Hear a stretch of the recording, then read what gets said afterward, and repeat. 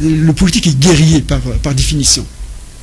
Il aime le débat, il aime s'approprier, enfin le débat qui ne le dérange pas trop, mais il veut s'approprier la victoire et pleinement. Pas une partie de la victoire, non.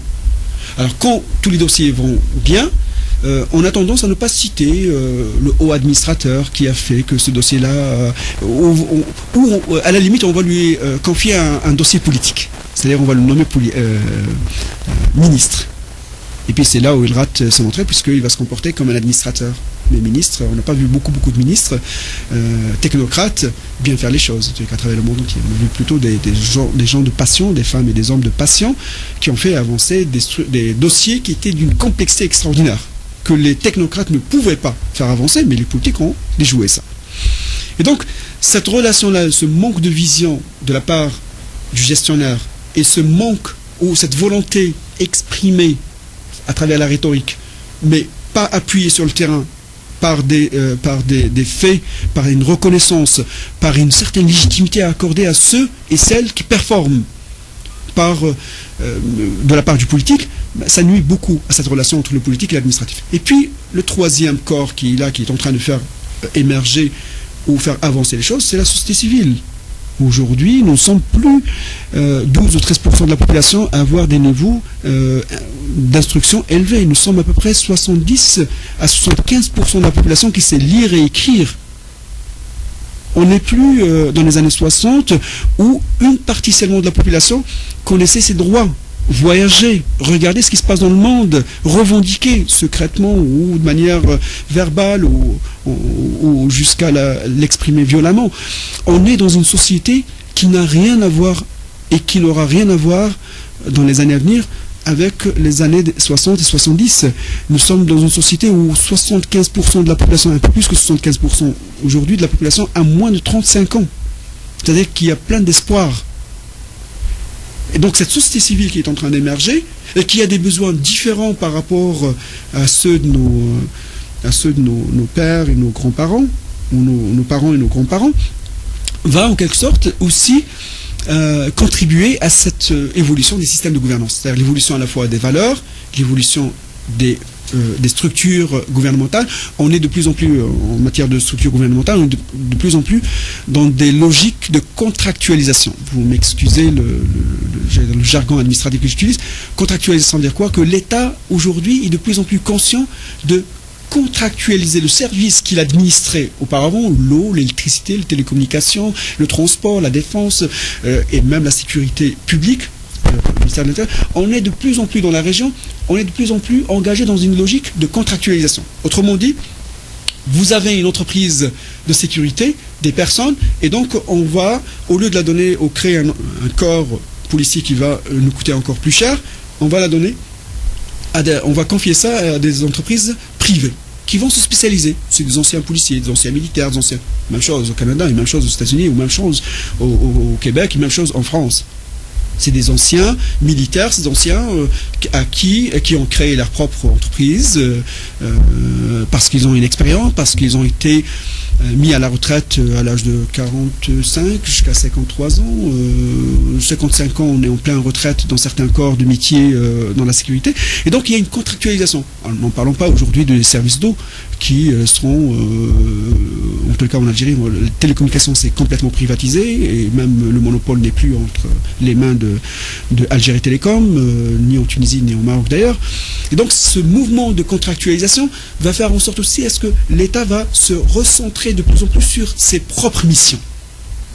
Alors on va garder dans la région, si le pronostic est bon, vous me diriez dans 25 ans, on va regarder de plus en plus les fonctions régaliennes. Et même dans les fonctions régaliennes, c'est-à-dire la défense, la santé, on va dire la sécurité, on va dire la justice. La santé, on va peut-être privatiser dans quelques années, ça va venir de manière très très galopante. Là. Ça va même nous surprendre, même si le privé est déjà là dans la région, je veux dire. Donc ce recentrage de l'État, c'est pas parce que l'État n'est pas capable de le privatiser ou ne veut pas le privatiser. Non, c'est pour des raisons essentiellement liées à l'évolution de la gouvernance à travers le monde entier. C'est-à-dire qu'il y a certains secteurs que l'État préfère garder pour l'instant pour des raisons structurelles. Mais quand ces secteurs-là arrivent à maturité, c'est-à-dire quand le marché arrive à les réguler, ces secteurs-là seront d'une manière ou d'une autre légués ou délégués. Ça dépend des formules. Légué, c'est la privatisation. Délégué, ce sera des contrats de fourniture de services, des contrats comme les partenariats publics-privés, comme la sous-traitance, comme les régies, comme l'affermage, comme tout. Il y a toute une panoplie de règles, une panoplie de formes, comment on va se structurer. Et donc, on s'aperçoit aujourd'hui parce que je pense que mon temps, je vais arrêter à 3 heures. C'est bien ça? Ou bien avant? Après?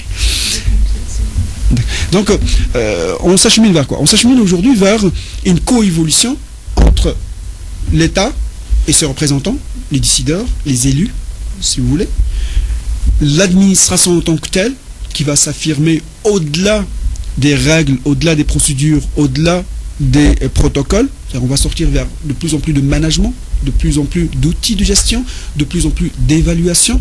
Et ça, que ce soit pour l'État, que ce soit pour l'administration, ça va changer la façon de concevoir, de mettre en œuvre et d'évaluer la chose publique. Ça va changer tout un système de gouvernance. Et puis, cette société civile, à travers le nombre d'associations, je pense qu'on est en Algérie aujourd'hui, si les statistiques sont bonnes, aux alentours de 78 000 jusqu'à 79 000. Pour être sûr, c'est 78 928 associations locales agréées. 78 928.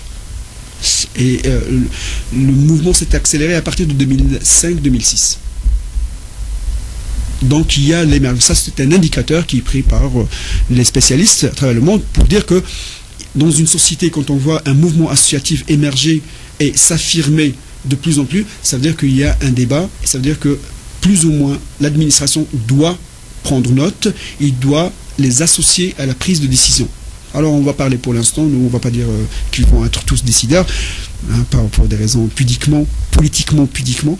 Donc politiquement et pudiquement, les deux en même temps en fait. C'est une manière de dire on va les associer, mais à travers la concertation.